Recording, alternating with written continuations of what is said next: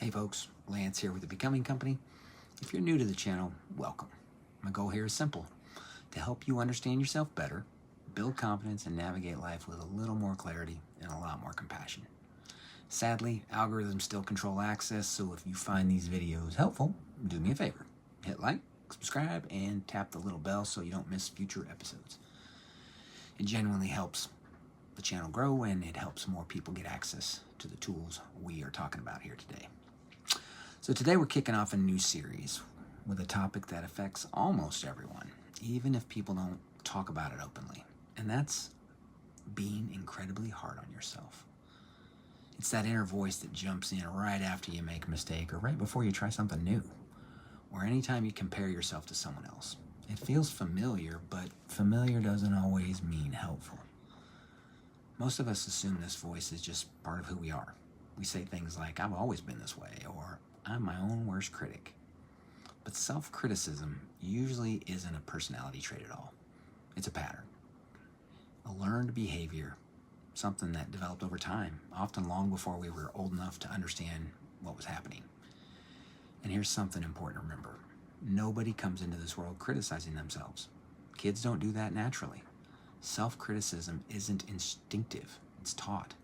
It comes from experience that shaped us, especially the moments when we were trying to figure out how to belong, how to stay safe, or how to meet expectations. See, some people grow up in demanding environments, homes, schools, teams, workplaces, where mistakes weren't just mistakes, they were threats. When you grow up bracing for criticism from the outside, you start criticizing yourself first because it feels safer than waiting for it. Others grow up in chaotic or unpredictable environments, where staying hyper-aware becomes a survival strategy and self-policing becomes second nature.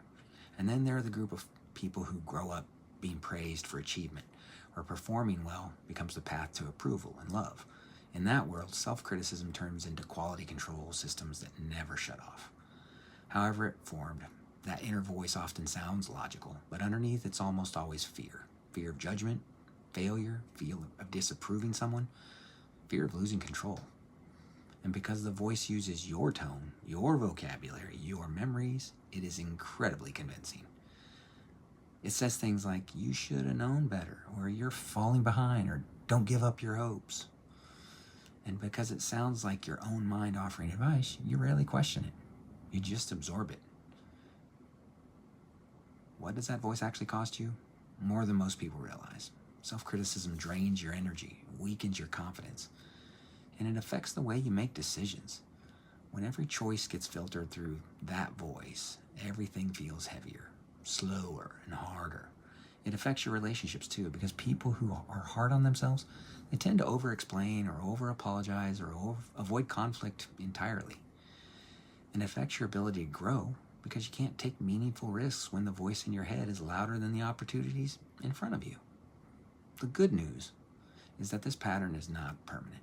And you don't have to erase the voice. You just have to change your relationship with it. One of the first steps is catching the critic early. Instead of following the story, notice the tone. Ask yourself, would I talk to someone I love this way? If the answer is no, the voice isn't wisdom. It's conditioning. The next step is creating a little separation. Something as simple as saying, "This is a pattern talking to me, not me." It interrupts that automatic cycle. That interruption gives you the moment to breathe. It gives you the grounded version of you a chance to speak. From there, you can shift the voice. You're not trying to silence it. You're trying to lead it. Instead of, "You messed up again," you ask, "Okay, what do I want to do differently next time?" That's not positive thinking. That's self-leadership. And it's the moment real change begins. You're not hard on yourself because you're weak. You're hard on yourself because you learn to survive that way. But you don't have to keep surviving. You can learn to lead yourself instead. And that starts by understanding this inner voice, not fearing it, not avoiding it, but becoming more aware of it. Because once your inner dialogue shifts, everything around you starts to shift too. If this resonates, stick around. Over the next 12 weeks, we're going to explore how this inner critic affects your stress, your motivation, your relationships, and your decisions, and your sense of identity. And each week I'll give you some simple and practical tools to help you take your power back.